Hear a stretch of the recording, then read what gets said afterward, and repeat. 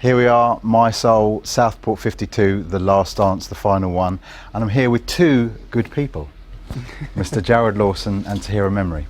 So, welcome back to the UK. It's been a bit of a whirlwind the last time you came in to see us. Since then, a lot's happened. You've been touring the world. You're at the last ever Southport, which is an incredible thing to be happening. So, how's it been? It's been life-changing. It really has. In some ways, it's kind of bitter that we're leaving on a train or on a plane here in a few hours. Actually, it's been an amazing last 5 weeks here in Europe, and especially I would say in the UK.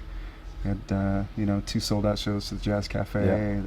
We're just to roaring I mean, crowds. that really felt. I mean, that was a Music Connects thing at the Jazz Cafe, and it really felt like a homecoming, didn't it? It did. The whole audience, they're really into it. Like, and you could drop a pin, you couldn't hear anything. They're all like very attentive and stuff. Very attentive. Which I know is not necessarily always the case in the States, is it? It's not, unfortunately, and I think that's one of the things that we really appreciate about coming here. But audiences are just very respectful and very about the music. When they come to see you, they're there to see you. And yeah, so.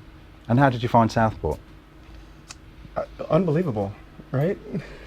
I mean, we only had a few hours here, and we were all going, I wish we could have stayed, Right. I It's mean, kind of symbolic, though, that this is the way we ended our tour, I think. The Last last year, Southport and right. your last last of night. 16 shows that we've done in 5 weeks, yeah. Because you've done everywhere, haven't you? Japan, all over Europe.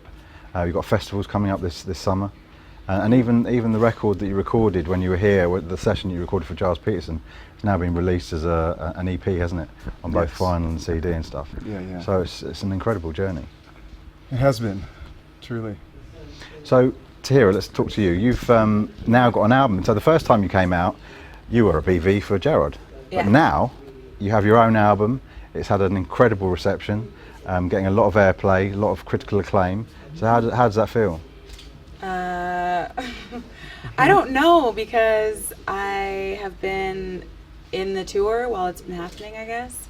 I haven't officially released it, so I'm going to do that in June at some point, and I'll decide that date exactly when I get home. But I haven't heard anything of mine on the radio, but I have people every show come up to me. Last night someone came up and said, I hear your songs every morning on the radio, and I had to come see you. And I'm going like, that's what I want to experience it. But we've been on the road. I mean, I get messages daily. It's cool. I mean, I'm using him.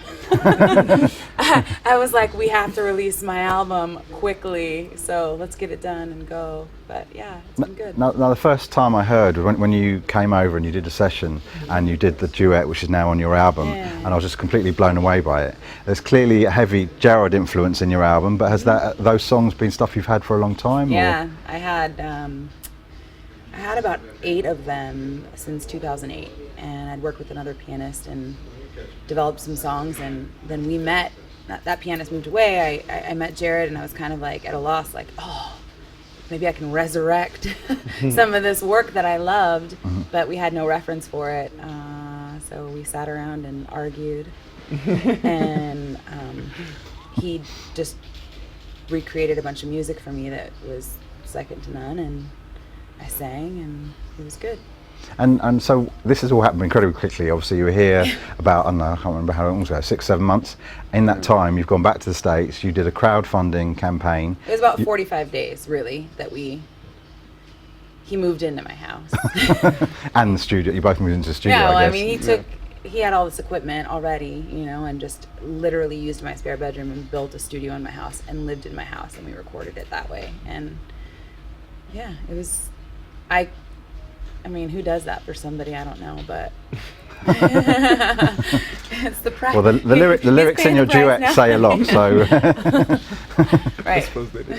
So yeah, I'm grateful, and timing couldn't have been better. Sometimes you just get a gut feeling that something has to happen. So I was nudged forward by a greater something saying, do your album, get it out there pronto. Don't let another tour go by where you're not, representing yourself. And, I don't want to be a BB forever, so. You might need a new BB, by the way. I use the door. Right. Well, I told him, he said that actually, and I said, no, I want to stay in the band. We'll figure it out. So it's assuming my album does anything when it's actually released, you know. Okay, so back to you, Jarrod. So this is the middle of the journey. You're obviously going back to the States. I know you're doing some US tour dates and stuff. Yeah. Now, I remember when we first spoke, you were effectively saying you had a hugely warm welcome here, but in the States it was quite hard to get any sort of recognition and traction. Is that starting to happen now? I think it is. You know, like I've said before, we haven't focused a lot of attention on the U.S. I think mainly because when I released my album back in May, it was the U.K. that kind of latched onto it immediately, Mm-hmm. and you know, some other places around Europe and Japan, and yeah, the U.S. seems to be a little late to the party, Mm-hmm. and so it just seemed natural that we should come to the UK and, you know, and promote the record here as much as possible, and around Europe, you know, other places where it seems to have gained some traction, like you said. So. And so you've got some really big shows coming up. You've got a festival, big festival, 15,000 people. You've Right. then got Shepherd's of Empire as part of the London Jazz Festival. Right. So how does it feel? Like, I mean, this is in like 2 years, you've gone from sort of having. Well, I mean, you were introduced by Farnell, but your first debut album was May last year. Yeah. You came over, did a few gigs. Now you're doing big festival. I mean, here's pretty big. 7,000 people come here. Yeah, absolutely.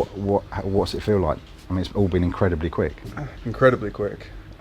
It's very overwhelming. I mean, yeah, in the course of really 1 year, because it was just a year ago, May 1st, that I dropped the album. And I was tuning pianos every day, you know, leading up to that point, and not even making the majority of my money necessarily playing music. And so here we are a year later, and yeah, we, as you said, we have some upcoming dates. Shepherd's Bush Empire, which is like a 2,000 person venue or something like that. I mean, compared to what we've been playing, which are, I would say, max maybe 300 to 400, you know, people, to suddenly jump up to a 2,000 person venue is a kind of monumental leap that I don't quite know how to wrap my head around yet. But yeah, it's all happening really rapidly, and but it sort of feels organic, and it feels like we're building this in the most organic way possible. It's all kind of grassroots, and the word is spreading, you know, from person to person. And I mean, I know when we last talked, the build-up towards this album was quite a long time. You'd been working on stuff for a long time, and it was a long time before it actually happened. Do you ever think now, given how quickly things have happened, you wish you maybe did it a bit sooner? If you'd known you'd get this kind of response? You know, I definitely have. I have those thoughts from time to time, but you know, I trust that things have worked out the way that they were supposed to. Yeah, you the know? time was meant to be now. Yeah, I mean, people ask me all the time, you know, you're 38 years old, why didn't you drop this album back when you were in your early 20s? And I'm like, you know, the only explanation for that is that I just wasn't ready. I mean, it probably wouldn't have been this album if it was in your early... It wouldn't have been this album, no. I mean, maybe a couple of years earlier, possibly, but certainly Yeah. not in your 20s, I don't think. Yeah, I just wasn't ready, you know, and so this is kind of my time, I think. And so speaking of being ready in the future, I mean, I know, again, last time we spoke, you were kind of like, you'd already started working on tracks for the new album. One features on the EP, which you did in the session. Yeah. But when are you going to get time to record a new album, because you're touring so much? Yeah. What's the plans now in terms of like a follow-up and stuff? Well, we've got a few more tours still planned this year, and then I think we'll be back home around mid-August or so, and I'll really have like a few months with some downtime back in Portland where I can get into the studio with the good people and really, you know, focus on this next LP. So when do you think we can look forward to some new music from you? I want to say mid Be careful. next year, maybe. No. We're going to hold you to it. Right. Yeah. I would love to have it ready by, you know, maybe spring of next year if possible. I don't know. We'll see. Well, we're looking forward to that. Please do keep coming back to Mi-Soul and talking to us about all the progress every time you come back to the UK, and wish you all the best for the future. And to you, Tahirah, too. Thank you.